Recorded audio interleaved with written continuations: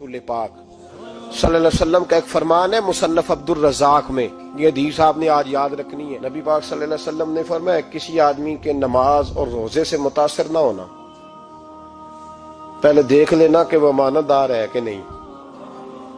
किसी के नमाज रोजे से मुतासर नहीं होना, पहले देख लेना कि दयानतदार है कि देखना लोगों की जेबों पे कितनी नजरें डालता है। फरमाया बहुत सारे नमाज रोजे वाले धोखेबाजी करते हैं, दयानती न करें, अपने ओहदे का पास रखें, अपने मनसब का ख्याल रखें। ओहदे जिस जगह आप मौजूद हैं आपकी जिम्मेदारी है। मेरे रसूल पाक सल्लल्लाहु अलैहि वसल्लम ने फरमाया हर बंदा तुम में से निगरान है और जो उसकी रियाया है उसके बारे में उसने जवाब देना है। कभी भी बददयानती ना करें। हम लोगों का पहले एतमाद हासिल करते हैं, फिर उस एतमाद को ठेस पहुंचाते हैं। उसका नुकसान पता क्या होता है? दुनिया में सबसे कमजोर शख्स वो होता है जिस पर कोई एतबार नहीं करता। जिसका एतमाद जाया हो जाए वो आदमी बिखर जाता है। कभी भी धोखाधड़ी की पॉलिसी ना बनाए।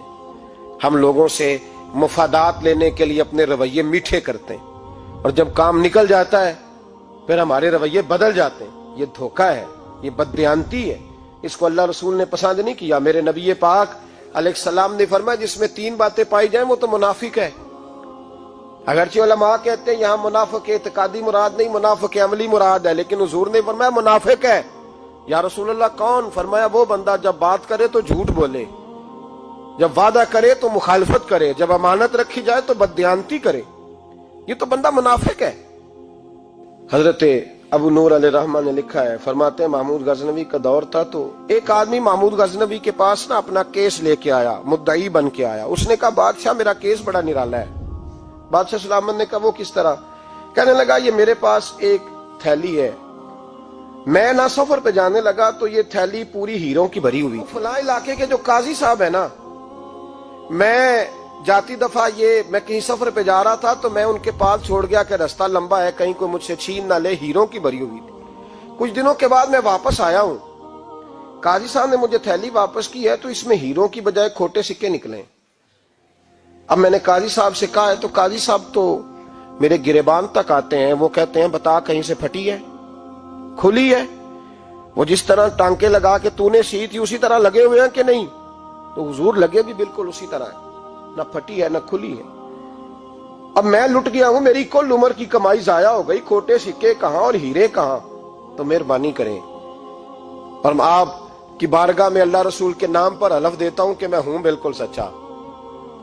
महमूद गजनवी कहने लगे तू जा, थैली छोड़ जा और जब मैं तुझे बुलाऊंगा फिर दोबारा आना। वो शख्स चला गया। महमूद गजनवी उठे, दरबार बर्खास्त किया, लोगों से कहने लगे चले जाओ, मैं 3 दिन के लिए सैर करने जा रहा हूं, 3 दिन के बाद लौटूंगा। अकेले जब रह गए ना महमूद दरबार में तो महबूब ने छुरी मंगाई। वो जिस तख्त पे बैठते थे वहां गद्दा बिछा हुआ था, ये गद्दा पड़ा है ना, वो गद्दा बिछा हुआ। तो महमूद ने छुरी के साथ उसको फाड़ डाला और छुरी जेब में रखी, निकल गए। कहने लगे मेरे बाद कोई मेरे दरबार वाले इहाते में दाखिल ना हो। महमूद चले गए। अब वो सफाई करने वाला जब आया ना, उसने आके देखा तो गद्दा तो फटा हुआ है। उसने शोर डाल दिया, पहरेदार भी आ गए, फलां साहब भी आ गए, फलां साहब। उसने कहा ओ खुदा के बंदो उसका गद्दा फट गया है, वो तो मार डालेगा। उसने कहा था सिवाय सफाई और निगरानी वाले के दूसरा आए कोई ना, और यहाँ आया भी कोई नहीं। पहले दिन ही फटा हुआ है तो लटका देगा सबको, क्या करें? शोर हो गया, सारे दरबार के मुलाजिमीन इकट्ठे हो गए। एक बंदा बोला, कहने लगा फिक्र ना करो, मैं कैसे बंदे को जानता हूं, इस तरह सिएगा कि जिसने फाड़ा होगा उसे भी पता नहीं चलेगा कहां से फटा था। ऐसा बेहतरीन रफू करेगा कि पता भी। उसने कहा यार हम सारे एक महीने की तनख्वाह देते हैं, तू बंदा बुला। वो बुला लिया उसको, उसका नाम मोहम्मद रफूगर था। वो आया, उसको गद्दा दिखाया, उसका यार इस तरह सीना पता ना चले। उसने कहा फिक्र ही ना करो, मैं बड़ा कारीगर हूं। बड़े बड़े कारीगर लोग नहीं हमारे मुल्क में पाए जाते, कोई निशान छोड़ते हैं पीछे? बड़े कारीगर का पैसे होने चाहिए, बड़े बड़े कारीगर बंदे। आप यकीन करें ऐसा ऐसा फलसफा, ये उम्रा इबादत है ना, सरकार दो आलम सल्लल्लाहु अलैहि वसल्लम की बारगाह की हाजिरी बड़ी नेमत है ना। तो सऊदी गवर्नमेंट ने पाबंदी लगा दी, खैर उनकी भी ज्यादती है। इस तरह की पाबंदियां शरीयत इस्लामिया में जायज नहीं। अल्लाह के घर मुसलमान जब चाहे जा सकता है, लेकिन वो कहते हैं जी 2000 रियाल दे जिसने 2 साल बाद भी आना है। उन्होंने पाबंदी लगाई तो हमारे एजेंटों ने भी कई खास ट्रेनिंग हासिल की हुई है, पता नहीं कहां से सीख के आए, उन्होंने भी रास्ता निकाल लिया। ایک صاحب سے میں نے کہا کہ جناب وہ 2000 ریال لگ گیا تو کیا کرنا ہے؟ کہنے کوئی مسئلہ نہیں، پاسپورٹ نواں بنوا لو، گنجائش ہے، یعنی ہر شے کا حل ہے۔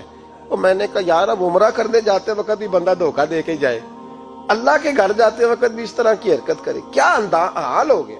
ہر چیز کا لوگوں نے حل نکال لیا، ہر چیز کا لوگوں نے سٹائل بنا لی۔ ایسا نہ کریں، یہ درست نہیں۔ احمد رفو گر کہنے لگا اس طرح سیوں گا کہ پھاڑنے والے کو بھی پتہ نہیں۔ ان کا پیسے لے یار تو سی دے۔ اس نے سی دی، اگلے شام ہی لا کے بچھا دیا گدا۔ تیسرے دن بادشاہ سلامت آئے، آ کے پہلی نظر گدے پہ ڈالی، اس نے بلایا سب ملازمین کو، کہا کس نے سیا ہے؟ کہا جناب کیا ہوا؟ کہا یہ پھٹا ہوا تھا۔ کس نے؟ کہا نہیں پھٹا ہی نہیں۔ وہ کہنے لگے بنو بات، میں خود پھاڑ کے گیا تھا، تو بتاؤ صحیح سیا کس نے ہے؟ کہا جناب آپ پھاڑ کے گئے تھے تو بتایا کیوں نہیں؟ فرمانے لگے اسی لیے تو بتایا نہیں تھا کہ تم خود تحقیق کر لو، بلاؤ بتاؤ سیا کس نے۔ تو بلا لیا، احمد رفو گر آ گیا۔ اس کو جب بلا کے سامنے بادشاہ کھڑا کیا، کہا بھئی تو نے سیا ہے؟ کہنے لگا حضور آپ کے سارے ملازم کٹھے ہو کے آئے تھے، میری غلطی کوئی نہیں۔ کہا نہیں یار تو بڑا کاریگر ہے، میں نے اپنے ہاتھ سے پھاڑا تھا پر مجھے بھی نہیں پتا چل رہا کہاں سے پھٹا تھا۔ اچھا یہ بتا یہ تھیلی جو ہے یہ بھی تو نے سی تھی؟ اس نے کہا جی آپ کے خادم کا ہی کارنامہ ہے، وہ فلانے علاقے کے قاضی صاحب آئے تھے، اس میں سے ہیرے نکال کے تو کھوٹے سکے بھرے تھے، تو مجھے بھی تھوڑا سا حصہ ملا تھا۔ محمود نے سارے گواہ بھی اکٹھے کر لیے، ثبوت بھی اکٹھے کر لیے۔ پھر قاضی کو بلایا، پہلے سارے ثبوت اور گواہ کیس حل کر لیا۔ پھر ہمارے ہاں یہ حال ہوتا ہے کہ مدعی 2-3 ہفتے کے بعد خود ہی ہاتھ باندھ جاتا ہے، کہنا تسی میری جان چھڈو، مجرم پھڑو پاوے نہ پڑھو۔ وہ کہتا ہے مجھے معافی دو، میں رہا۔ ظلم ہے نا، ظلم زیادتی ہے کہ جو بیچارہ اتنے سوال مجرم سے نہیں ہوتے جتنے مدعی سے ہوتے ہیں۔ اب یقین کریں اتنے سوالات ہوتے بیچارہ ہف جاتا ہے۔ یہ طریقہ درست تو نہیں، ایک لٹ گیا اور دوسرا طرح طرح کے سوالوں کے جواب دیتا پھرے بیچارہ۔ سارے ثبوت اکٹھے کر کے قاضی صاحب کو بلایا تنہائی میں لے جا کے۔ محمود غزنوی نے کہا قاضی صاحب آپ سے غلطی ہو گئی، غریب آدمی تھا، وہ لٹ گیا ہے، اس نے تو بڑی مشکل سے کچھ ہیرے جمع کیے تھے اور اس کی کل کائنات تھی، تو آپ اس کا مال اسے دے دیں، بات ختم۔ قاضی صاحب کہنے لگے آپ مجھ پہ الزام لگا رہے ہیں، سوال ہی نہیں پیدا ہوتا۔ آپ میری داڑھی دیکھیں، آپ میرا اعزاز دیکھیں، دنیا جانتی ہے میں اس کا۔ قاضی صاحب انسان بھول ہی جاتا ہے، بندہ بھول جاتا ہے، غلطی ہوگی، مال نے کہا نہیں سب کہا میں تنہائی میں پوچھ رہا ہوں، میں اس وقت پوچھ رہا ہوں جب دوسرا موجود کوئی نہیں، آج توبہ کر لے، میں کچھ نہیں کہوں گا، تو میری زبان پہ اعتبار کر، تجھے پتہ ہے میں جو کہتا ہوں اس پہ عمل بھی کرتا ہوں، باز آ جا۔ پر قاضی نے کہا نہیں میری غلطی کوئی نہیں۔ محمود نے پھر بڑے دربار میں بلا لیا، مجمع عام میں۔ مہلت کے دنوں میں جو توبہ کر لے وہ بچ جاتے ہیں، لیکن لوگ رسوائیوں کے دنوں میں پھر واپس لوٹتے ہیں اگلا گھر دیکھ کے، پھر حالات اور طرح کے ہو چکے ہوتے ہیں۔ جب بڑے دربار میں قاضی کو بلایا، بھائی تو مانتا ہے کہ نہیں؟ اس نے کہا نہیں۔ تو کہا بلاؤ احمد رفو گر کو۔ جب وہ احمد رفو گر آیا تو بوڑھے قاضی کی ٹانگیں کانپنے لگی، جملے ٹوٹنے لگے، لفظ زمین پر گرنے لگے، بات صحیح نہیں ہوتی، زبان لڑکھڑانے لگی۔ محمود کہنے لگے قاضی میں نے تجھے کہا تھا وہاں مان جا بات، اب بڑے دربار میں بول۔ تو جب قاضی صاحب کی گردن خود بخود جھک گئی تو دنیا سمجھ گئی، کہا نکل جا میرے دربار سے۔ محمود بولے نکل جا، اتنی تجھے عزت دی، اتنی بڑی تنخواہ دی، قاضی بنایا، اور یہ چھوٹی سی رقم کے لیے، تھوڑی سی رقم کے لیے تو بددیانت ہو گیا، چل چلا جا، نکل۔ قاضی دربار سے نکلا تو لوگ لعنتیں برسانے لگے۔ کل جو دکانیں چھوڑ کے سلوٹ کرنے آتے تھے وہ کہنے لگے اس کی عمر دیکھو، اس کے کام دیکھو، دیکھو اس نے کیا کیا۔ گھر گیا، بچے جن کے لیے پاپ کمایا تھا، جنہاں لی تو پاپ کمائے ہن کتھے نہیں ہو تیرے گھر دے، وہ بچے کہنے لگے ابا جی ہم تو سکول مدرسہ جانے کے قابل نہیں رہے، امید تھی کہ بیوی ساتھ دے گی۔ وہ کہنے لگی میں میکے کیسے جاؤں گی، گلی کی عورتیں طرح طرح کی باتیں بناتی ہیں۔ اور بھائی کامیابیوں کے بڑے سربراہ ہوتے ہیں، کوئی کامیاب ہو جائے تو سارے کہتے ہیں میری سپورٹ سے ہوا ہے، ناکامیاں ہمیشہ یتیم ہوتی ہیں، ناکامیوں کا کوئی سربراہ نہیں ہوتا۔ جب تک تو قاضی تھا تو بڑے بات تھی، ہر بندہ کہتا تھا رشتہ دار ہے، رسوائی ہو گئی تو وہ تیری آنکھ ہو یا سنگ ملامت کی چبھن، کون پہنچا ہے میرے درد کی گہرائی تک، دور شہرت میں تو یاروں نے کیا یاد بہت، ساتھ آیا نہ کوئی کوچے رسوائی تک۔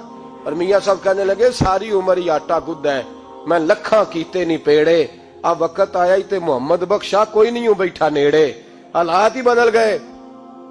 قاضی خاموشی سے اندر چلا گیا، اپنی رسوائی سمیٹ کے بستر پہ لیٹا، نہ روٹی کی بھوک لگی، نہ پانی کی پیاس لگی، نہ نیند آئی، ساری رات تڑپتا رہا۔ سویرے گھر والوں نے دروازہ کھولا تو روح پرواز کر گئی تھی، دنیا چھوڑ گیا۔ حضرت ابو نور علیہ رحمہ بولے، فرمانے لگے یاد رکھو کبھی بددیانتی نہ کرنا، کبھی۔